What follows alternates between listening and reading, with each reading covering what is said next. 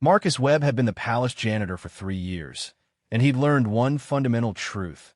Royalty didn't fix things. They replaced them. So when he found 7-year-old Princess Lyria sobbing in the rose garden, clutching the pieces of a wooden horse, he knew no one else would help her. "Hey there, little miss," he said gently, setting down his cleaning cart. "What happened?" "My mama horse." Lyria hiccuped, her silver eyes streaming with tears. "Prince Aldrich said it was stupid because it's old, and he threw it, and now it's broken. And father says I'm too old for toys anyway. And—" "Whoa, slow down." Marcus knelt beside her, his worn knees protesting. "May I see?" She handed him the pieces with trembling hands. The toy was ancient, its paint faded, one leg snapped clean off. But Marcus recognized love when he saw it. The worn patches where small hands had gripped it, the careful way she cradled even the broken pieces. "My mother made it," Lyria whispered, "before she died. It's all I have of her." Marcus's heart clenched. He thought of his own daughter, back on Earth, and the stuffed rabbit she'd carried until the fabric wore thin. "Well then," he said, smiling, "we'd better fix her up proper. Can't have Mama Horse staying broken, can we?" Lyria's eyes went wide. "You can fix her? Really? Meet me in the service wing tonight after supper. We'll need wood glue, sandpaper, and steady hands. Bring Mama Horse." That evening, Lyria appeared at his small workroom, clutching the broken toy. For 2 hours, Marcus taught her how to fit the pieces together, how to sand gently, how to apply the glue with patience. When they finished, the horse wasn't perfect. You could see the repair, but she was whole. "She's better than new," Lyria breathed, hugging the toy close. Then, without warning, she wrapped her arms around Marcus's neck. "Thank you, Papa Marcus." Marcus froze. "Oh, sweetheart, I'm not." But she was already running off, calling back, "See you tomorrow, Papa." He should have known word would spread. 2 days later, Prince Aldrich appeared at his door, sullen and defiant, holding a shattered model ship. "Lyria says you fix things." "That I do. Father commissioned this from the master craftsman. Cost more than your yearly wages." I dropped it." The boy's voice cracked. "He hasn't spoken to me in 3 days."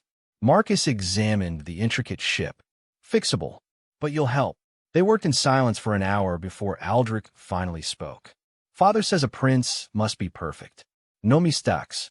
"Your father's wrong," Marcus said simply. "Everyone makes mistakes. It's fixing them that matters."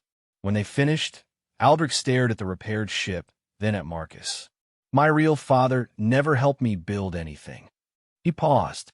Can I come back tomorrow?" "Anytime, son." Aldrich left smiling. At the door, he turned. "Good night, Papa Marcus." Within a month, all 12 royal children had discovered Marcus's workshop. Princess Thera brought her broken music box. Prince Dominic, his torn book of star charts. Little Lord Felix, just 4 years old, brought a stuffed dragon with a missing eye.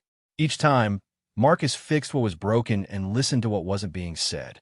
They talked about pressure and expectations, about fear and loneliness, about siblings and tutors, and parents who ruled kingdoms but rarely had time for bedtime stories.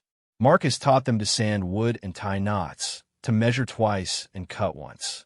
He taught them that broken things could be mended, that mistakes weren't shameful, that asking for help was brave. And one by one, they all started calling him Papa.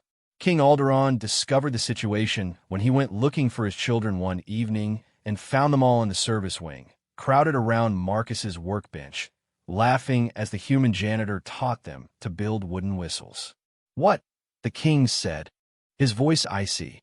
"Is the meaning of this?" The children fell silent. Marcus stood, ready to face the consequences. "Father," Princess Lyria said, stepping forward, "Papa Marcus is teaching us." "I am your father," the king snapped. "Not some servant. You're the king," Prince Aldrich said quietly. "Papa Marcus is our father." The king stared at his son.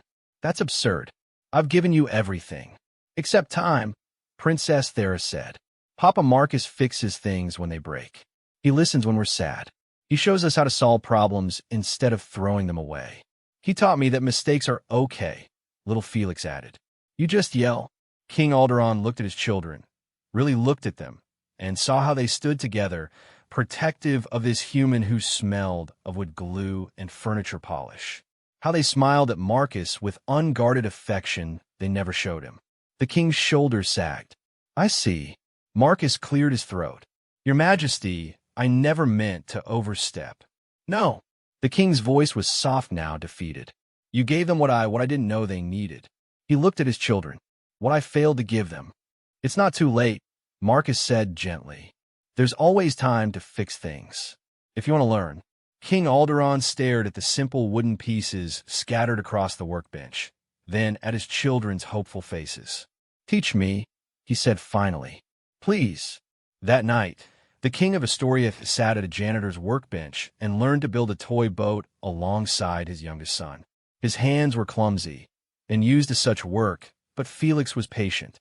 "It's okay, father," the little boy said. "Papa Marcus says everyone starts somewhere." And for the first time in years, King Alderaan smiled at his son and meant it. Marcus Webb remained the palace janitor, but he was also something more, something that couldn't be replaced, only earned. He was Papa.